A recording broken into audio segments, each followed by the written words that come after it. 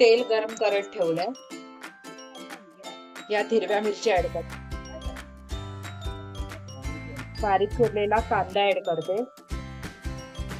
कांदा लालसर होईपर्यंत परतून घ्यायचा. कांदा लालसर झाला, आता मी यात टोमॅटो ऍड करते. टोमॅटो मऊ होईपर्यंत परतून घ्यायचा. टोमॅटो मऊ झाला तसा मी इथे 1 चमचा मच्छी करी मसाला ऍड करते. मी ऑलरेडी 2 चमचे वाटपामध्ये टाकलाय आणि 2 चमचे जे मॅरिनेट करून ठेवली कोलंबी त्यात घातले. त्यामुळे इथे मी 1 चमचा छोटा मच्छी करी मसाला ऍड केलाय. यात थोडीशी कोथिंबीर ऍड करते. थोडंसं यात पाणी ऍड करते. याला 1 ते 2 वेळा उकळी येऊ द्यायची.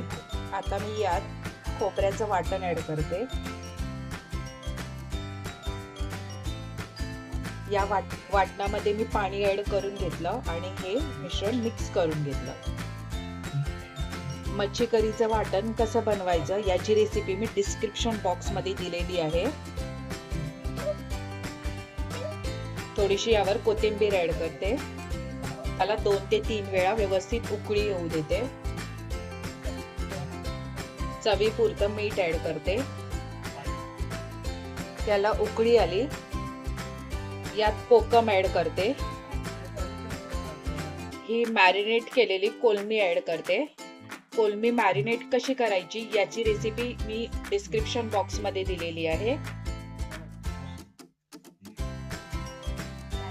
याला अशी अजून 2 ते 3 वेळा उकळी येऊ द्यायची. कोलंबीची करी बनून इथे रेडी आहे, बघू शकता. आता गॅस बंद करते. त्यावर थोडीशी कोथिंबीर ऍड करते. ही रेसिपी तुम्हाला कशी वाटली कमेंट्स मध्ये लिहून कळवा. Thanks for watching.